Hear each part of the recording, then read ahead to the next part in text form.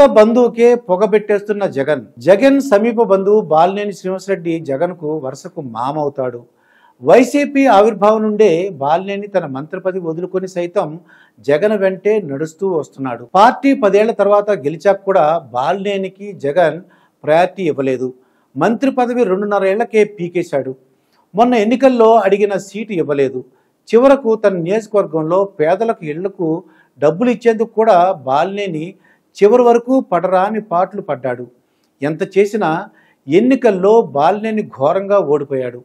చివరకు ప్రకాశం జిల్లాలో తన మాట వినాలని, తాను చెప్పిన నేతలకు టికెట్ ఇవ్వాలని, సీట్లు మార్చాలని బాలినేని చేసిన విన్నపాలు కూడా జగన్ పట్టించుకోలేదు.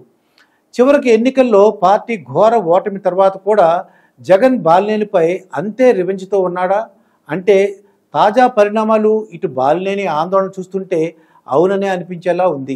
తాజాగా బాలినేని వైసీపీకి గుడ్ బై చెప్పి జనసేనలో చేరేందుకు ప్రయత్నించారని ఇటీవల ప్రచారం జరిగింది.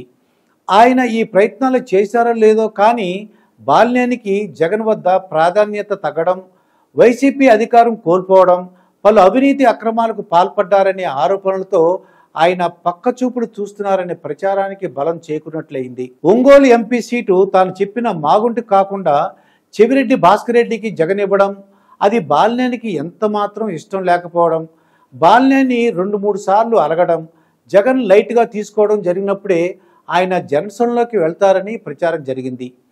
బాలినేని జనసేనలో చేరేందుకు ప్రయత్నించినప్పటికీ బాలినేనిపై ఉన్న ఆరోపణలతో డోర్స్ క్లోజ్ అయ్యాయన్న టాక్ వినిపించింది. బాలినేని ఒంగోలులో తన పనులు తాను చూసుకుంటున్నా అని చెబుతున్నారు. ఎన్నికల్లో ఓడిపోయాక తన బాగా అప్పులు అయ్యాయని, వాటిని తీర్చుకుంటానని, అవి తీరిన తర్వాత తాను ఒంగోలు వచ్చి కూర్చుంటానని చెబుతున్నాడు. అయితే బాలినేని ప్రెస్ మీట్లో మాట్లాడుతున్నంతసేపు తడబడ్డారు. ఆయనలో మునుపటి ధీమా, ధైర్యం అయితే కనబడలేదు. ఇదిలా ఉంటే వైసీపీ జిల్లా అధ్యక్ష బాధ్యతలను చెవిరెడ్డికి అప్పగించాలనే అధిష్టానం నిర్ణయాన్ని బాలినేని తీవ్రంగా వ్యతిరేకిస్తున్నారు. వైసీపీ అధికారంలో ఉన్నప్పుడు కూడా స్వపక్షంలో విపక్షంలో వ్యవహరించిన బాలినేనిని కేబినెట్ ప్రక్షాళనలోనే జగన్ నెట్టేశాడు. ఎన్నికల్లోనూ ఆయన చెప్పినట్లు జగన్ వినలేదు.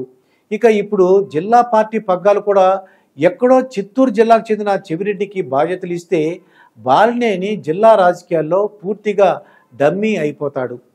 విలేకరుల సమావేశంలో కూడా ప్రకాశం జిల్లాలో బొడ్డు కోసిన నాయకులు లేరా, ఇక్కడ వాళ్ళు జిల్లా అధ్యక్షులు అయితే బాగుంటుంది, నా అభిప్రాయం అది అంటూ చెవిరెడ్డి నాయకత్వాన్ని బాలినేని పరోక్షంగా ఎత్తిపొడిచాడు. వేరే జిల్లాల నాయకులకు పార్టీ పగ్గాలు ఇస్తే జిల్లా ప్రజలు ఒప్పుకుంటారా అని కూడా బాలినేని అసహనం వ్యక్తం చేశాడు. ఏదేమైనా జగన్ విషయంలో బాలినేని తీవ్ర అసహనంతో ఉన్నట్లు ఆయన మాటలే చెబుతున్నాయి. ఇవన్నీ బాలినేని పార్టీ నుండి పొమ్మనకుండా పొగపెట్టే ప్రయత్నమేనా?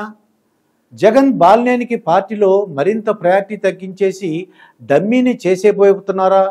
పార్టీ ఘోరంగా ఓడిపోయినప్పుడు బాలినేని ఇలాంటి బలమైన నాయకుడు ఆధ్వర్యంలో పార్టీని నడిపించకుండా ఆయన పోతే పోని అన్నట్టుగా జగన్ తీరు ఉంది.